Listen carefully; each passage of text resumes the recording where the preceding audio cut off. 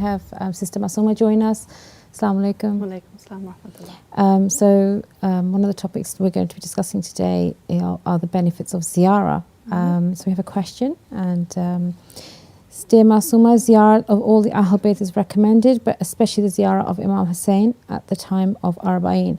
What advice would you give to people who haven't been for ziyarah but are really keen to attend and can't make it for health and financial reasons? Okay, so let's break this up into sort of 2 or 3 things. First of all, let's look at the benefits of the ziyarat of Imam Hussein alayhi salam.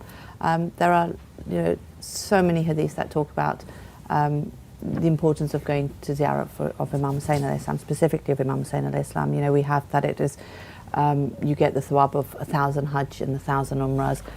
You get that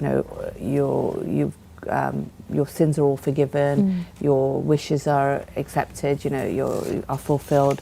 The fact that you have angels that are allocated to you, you get Jannah.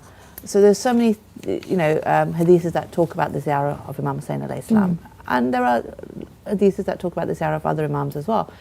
Now, I think one of the things that we constantly people say is the famous hadith which says that the ziyarah of Imam Hussein is greater than 1,000 hajj. So people will say, I'd rather do the ziyarah of Imam Hussein alayhi salam.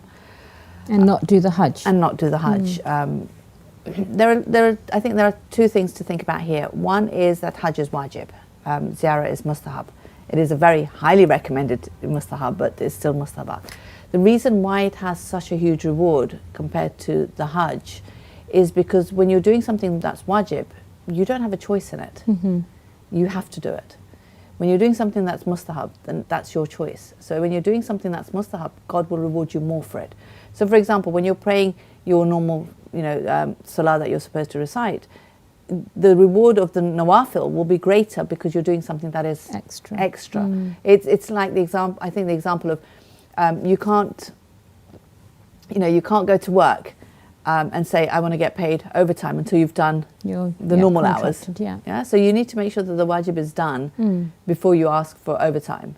So there's no point me reciting the nawafil without reciting the wajib namaz, wajib salah that I need to. Absolutely. But at the same time, hajj doesn't become wajib on you until you can afford it. Sure. So you don't have to save up for it. If you can afford it, then it becomes wajib on you. And now, if you choose to spend your money on ziyarah and you don't have the money to go to hajj, then hajj isn't wajib on you. You have that choice. Okay. But at the same time, it tends to be relatively cheaper, doesn't it, going on ziyarah compared to the hajj prices these days? Yeah. But hajj is a once in a lifetime wajibat, and again, the fact that God has made it wajib means that it's something that is, quite beneficial for your soul. It's something that the soul would really, really benefit from. So I would urge people to actually try to save up to go to hajj at least once in their lifetime. And the fact that we're told that even when you've been, you should try to go again and again. In my Ramadan, we're reciting the du'as that say, Ya Allah, let me go, this year and every year. Absolutely. So again, showing the importance of hajj as well. And when you go to hajj, you will obviously go to Medina, and there you have the Holy Prophet, Bibi Fatima alayhi salam, and the Imam Hassan alayhi salam, Imam Zainul Abidin alayhi salam, Imam Muhammad Baqir alayhi salam, and Imam Jafar Sadiq alayhi salam. So you have, you have, so many personalities in one place which you can then connect to as well. And I'm not taking it away from Imam Hussein alayhi salam at all, but what I'm saying is, I think we need to give importance to hajj as well. And but I also do think that Baqi, for instance, is neglected in terms of that imagine we had 4 domes there.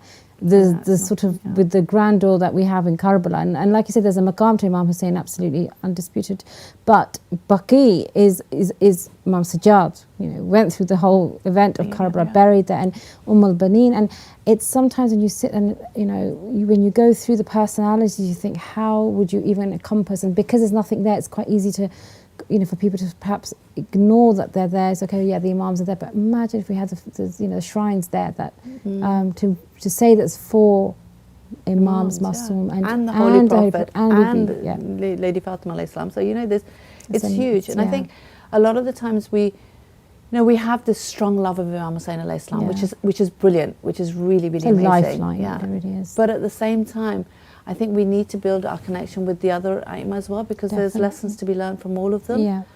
So I think it's really important, to be sort of, to make that intention, to go not only to the Ziyarat of Imam Hussain alayhi salam, but to the Ziyarat of all the Aimah. I was going to ask you, so if the Hajj is the Hajj and that's 1,000, and Imam was saying the Ziyarah is 1,000 equivalent of reward, is there some sort of similarity between because Hajj is not easy, and in this month it's coming up to being a hotter season and it's always hot in Saudi Arabia, but do you think, is there something that God's trying to say, well, why the 1,000 compared to that sort of, okay, it's wajib and that's a mustahab, but 1,000 on top of what's the significance? Again, if you look at the actual hadith, it talks about those who go knowing the status of Imam Hussain alayhi salam, understanding, who he is. So it's not just, you go to Ziyarah of Imam Hussain and you get 1,000 Hajj. It's not that. And I think we don't truly know the status of Imam Hussain alayhi salam, even after you've read about him and you've learnt about him, you still don't understand the status of Imam Hussain alayhi salam. So I don't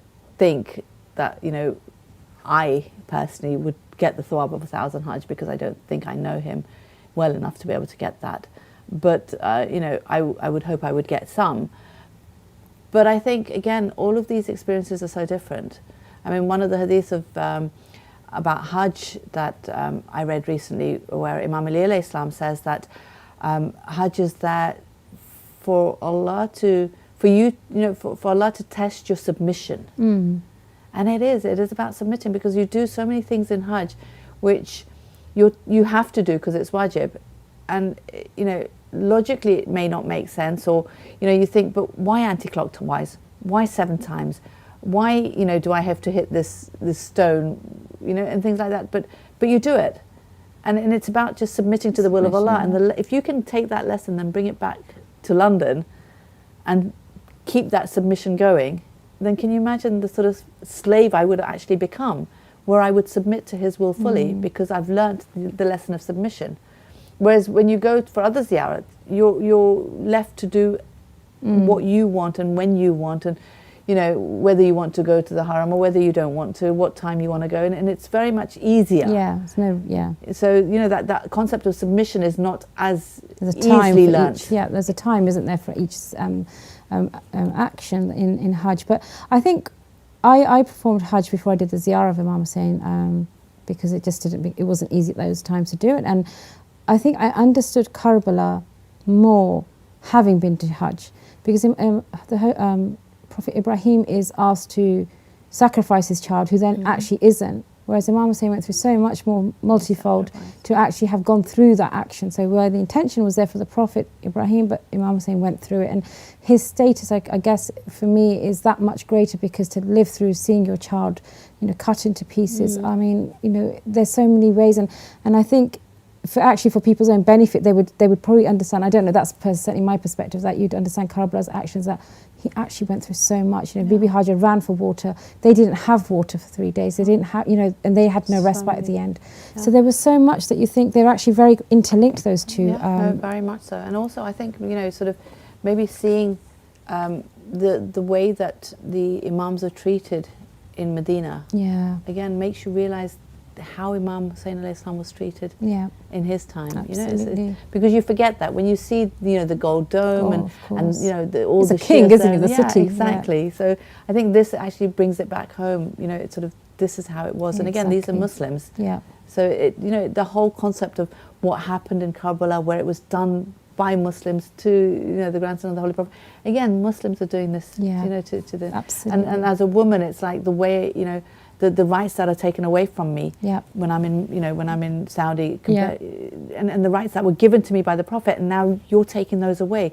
It sort of makes you realise what Bibi Zainab alayhi salam went through. Things like that. It's very difficult, because I think you have such a passion for Karbala, and Imam saying it's the love of your life, and as you said, when you go there, you have a belonging, you have a this is I'm with my people, we have the same belief. In our own way, we interpret the love of Imam Hussain, and it's such a contrast to Baqi and Medina, and for me, and again, everybody has their own way to deal with things. But for me, it's like, okay, well, we have the visitors to Karbala, but how about we take that forward and go to Medina, because it's that much harder. I mean, you know, nobody wants to feel isolated there, but you think when our Imams, the whole Islam inshallah comes quickly, that when it comes, it's not going to be a big fanfare. It's going to be very difficult. You know, his voice raising, and those ones who are on the path of truth will recognize it. But for the rest of us, it's going to be, again, a question: are we going to help? Are we going to? So it's at each point we're sort of challenged, aren't we, to say, are you going to neglect the Imams there? There's 4. Or, you know, and yes, we inshallah all get to go to Karbala.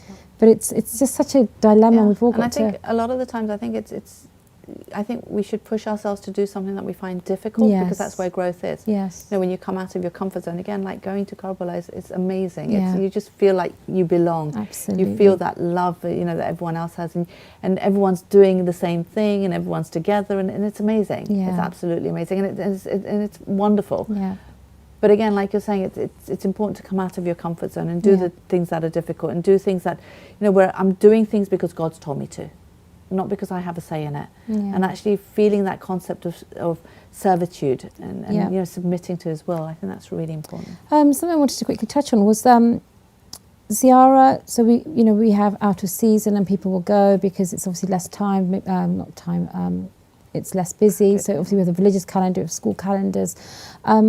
Are there different sort of rewards for going at different times? Oh, for sure. Yeah, no, we have that. You know, there are specific times where there is more blessings. So, like on the day of Arafat, Arbaeen, Muharram. You know, in fact, Ashura is not as much emphasized as Arbaeen is. Sure. Ashura is actually more recommended to spend in your own hometowns, because that's how the message of Imam Hussein was spread all over the world. Whereas Arbaeen, you're recommended to go to to Karbala.